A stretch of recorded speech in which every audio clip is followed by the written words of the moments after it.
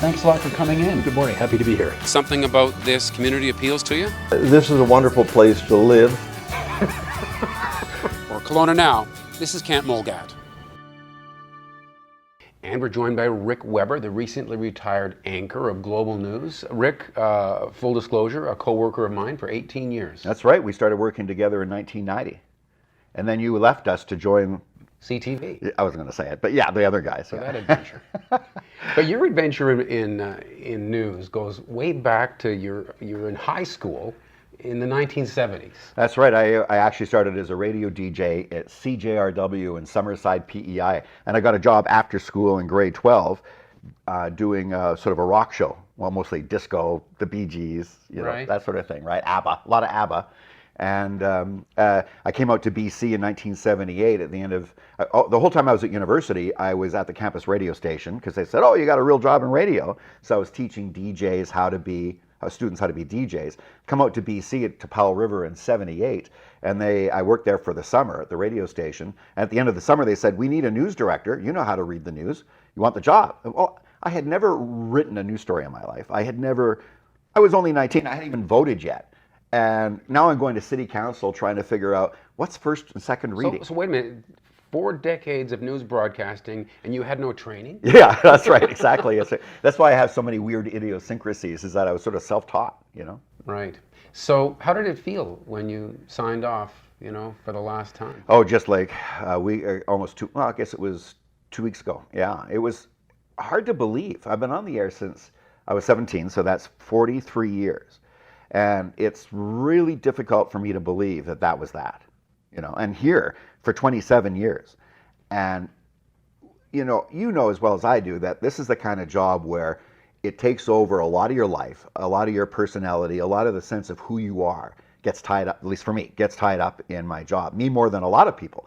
And all the feedback we've gotten over the last couple of months since it was announced I was retiring, the sheer volume of people coming up to me or sending me messages, and it only made it was a lovely thing, but it only made it harder because I feel like I'm letting people down, to be honest with you.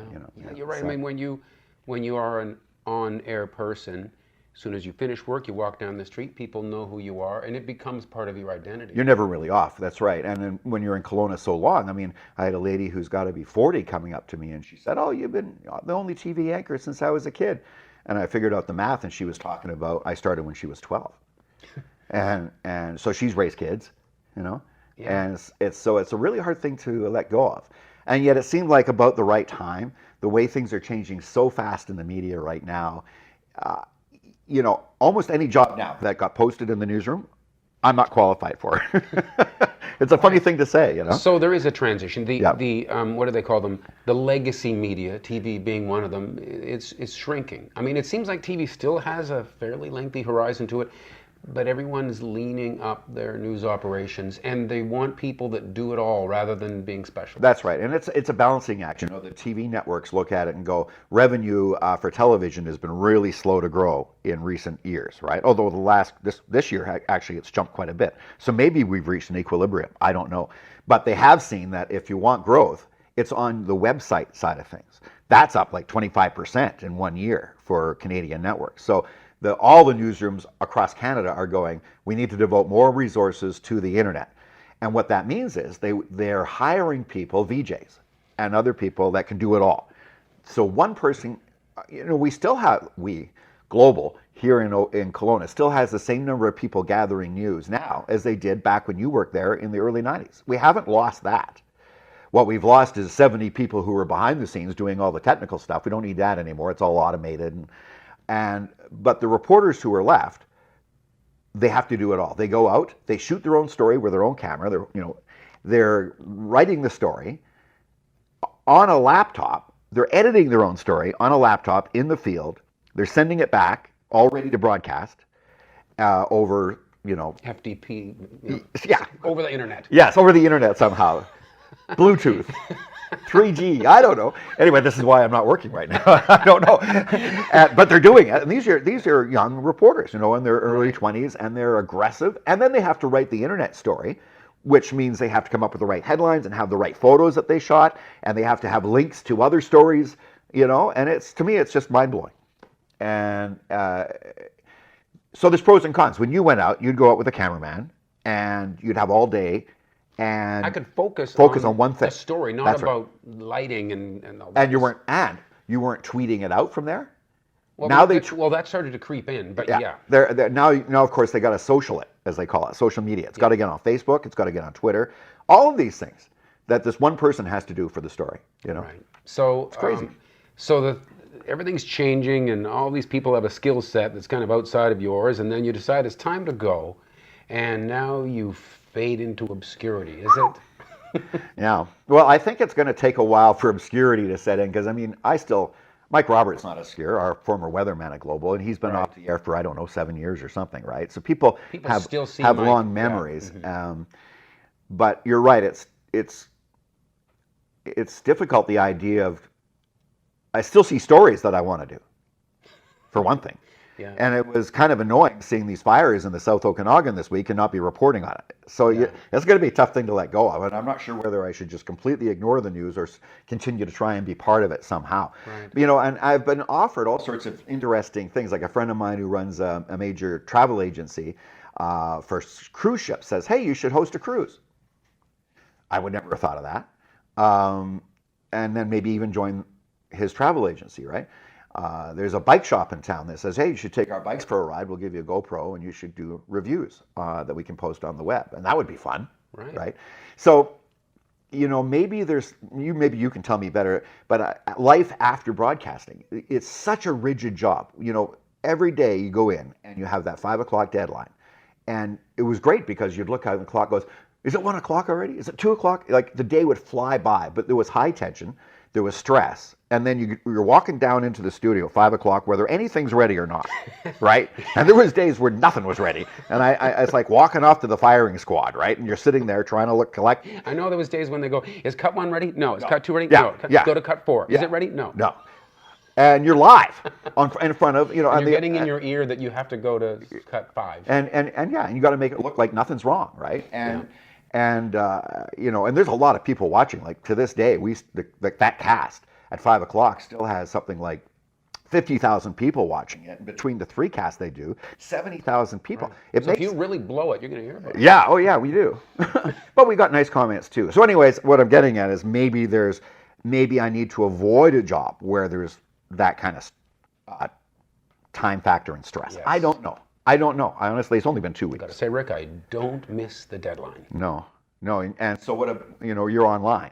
Less of a deadline when you're reporting online. Right. You put it out when it's ready. Everybody's under the pressure to be first, to get the story up first. And I'm worried that accuracy is, and also they're taking news releases that are being sent out. All you need to do now to get a news story is send out a news release with a photograph. Blam, it's out there. No rewriting, no checking the facts, no going back and doing an interview, no asking the other side of the story. And that's called news now. Right. Reprinting news releases. A news release as it comes, but you can get it out in 10 seconds. Just relay it to your... and everybody races to do it. The biggest competition nowadays is online, right? It does seem like the taste for information now is unvarnished information. So, okay, let me see that news release myself. Right. Then let me hear the person talking about it. Instead of what we became trained in TV to do, which is chop everything up and put it into a tight package for people. Right, and also though, you'd take the background and you go, okay, that release itself, but we know the background of this story, and you might have the other side of the story. Right. See, but the other problem now is that people are absorbing information through their own silos, and even their own, history on their own computer starts to direct the opinions they agree with come to them, and they reinforce that. Right.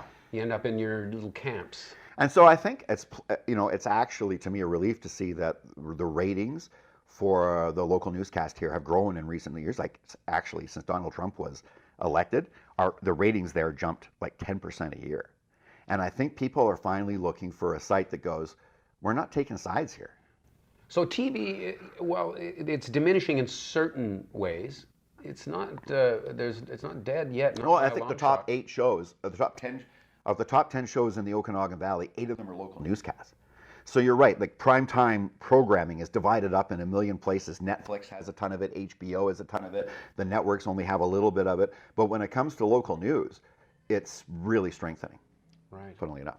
So anyways, it's a really interesting environment we're in. And,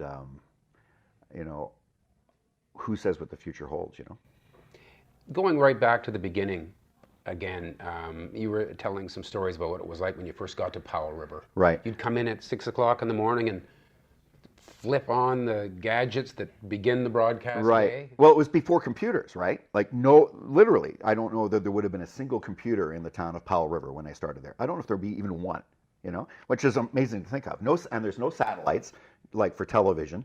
There's no news channels. There's no CNN, nothing. It's really isolated in a town like Powell River. So I get there and I'm the radio station morning news guy. And I'd come in, and my first job is to turn on the transmitter. There's 2 buttons that would turn on because you signed off overnight.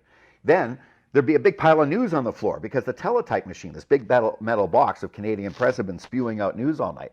And I often got in late. I'm not a morning guy, right? So it might be 5 after 6, and I'm supposed to be on there at 6 o'clock. So I'd go into the studio, slam in a cart, like an 8-track, and it would say, "Good morning and welcome to another day of broadcasting on CHQB Powell River," and then the national anthem would play. While it's in there, I'd go running in the newsroom, I'd grab that big pile of paper, go running back, streaming behind me. Try to find where the and then I'd say, "Good morning, it's time for the news," in national news, and I'd read that, and then I'd turn the mic off, in BC news, and there'd be this long strip, right? And in sports, and then I'd say in weather, and I'd find the Sunshine Coast weather, and then while I'm reading that, I'm reaching back and grabbing a 45 record, putting it on the turntable, out the corner of my eye, queuing it up, and then, okay, here's our first song of the day, right? And it's like... So it's kind of like bookends, Rick. It started out with being a one-man news gathering and producing machine, and it's kind of ending up... typing away there on your manual typewriter.